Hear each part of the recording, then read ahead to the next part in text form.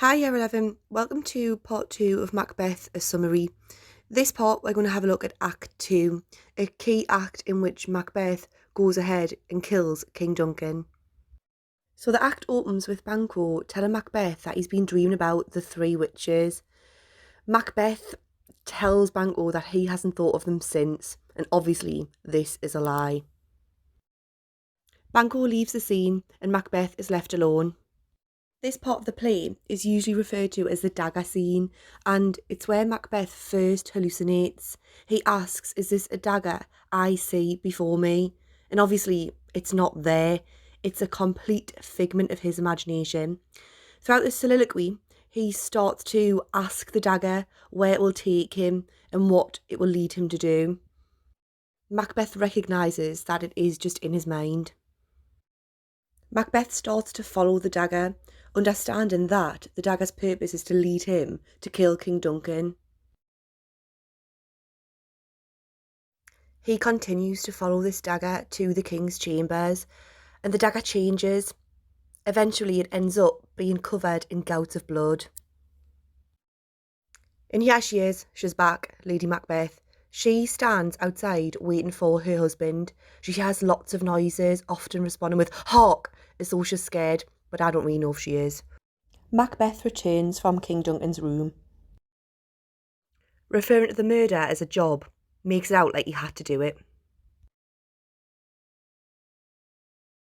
Lady Macbeth heard screaming and crying of animals whilst Macbeth was killing the king. Macbeth admits instant regret, saying that it's a sorry sight. And once again, Lady Macbeth is fuming at Macbeth. She tells her husband he must stop thinking about this, otherwise they're gonna end up completely insane.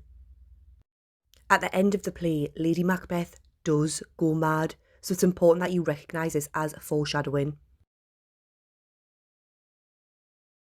She belittles the situation by telling Macbeth that a little bit of water will wash away their sins. But then she realises that Macbeth has made an error. He has brought the murder weapons from the scene of the crime. He was supposed to leave them there so that Lady Macbeth could frame King Duncan's gods. So she has to go and get her hands dirty by returning to the scene of the crime to plant the daggers. She quickly returns and says to her husband that she'd never have a heart so white as his. This links to her idea about him being a coward. It's as though Macbeth can't do anything right. Their conversation comes to an end and they hear a knocking on the door. Macbeth further shows that he feels so guilty because he wishes that that noise could wake Duncan up from the dead. It's clear that, in Act 2, Macbeth does have a conscience and he regrets his actions. The scene shifts to a drunken porter and he tends to Macbeth's front door. He refers to this door as a gateway to hell, suggesting that he knows something dark has happened that night. He opens the door to Macduff and Lennox. Macduff wishes to speak with Macbeth straight away. Importantly, Macduff likes Macbeth at this point. He refers to him, like the king did, as worthy. Macbeth tells Macduff that the king hasn't woken up yet, so Macduff goes to find him. Lennox starts to talk about how he felt that night, describing it as being unruly, hearing screams and the earth shaking. Shakespeare used this imagery to reflect the breakdown of the great chain of being. Macbeth has sinned against God. Removing the king from the great chain took out a link, and that means that the rest of the chain has crumbled. So Lennox's reports of his experiences that night tell us that God is very angry with Macbeth and will punish him. Lennox is worried. Macduff comes running back. Horror, horror, horror. Something's happened. King Duncan has been stabbed to death. Lady Macbeth comes in, pretending that she hasn't got a clue what's going on. And because she is a weak woman, Macduff says that she shouldn't be listening to this. The king's sons come in, and Malcolm should be the rightful heir to the throne.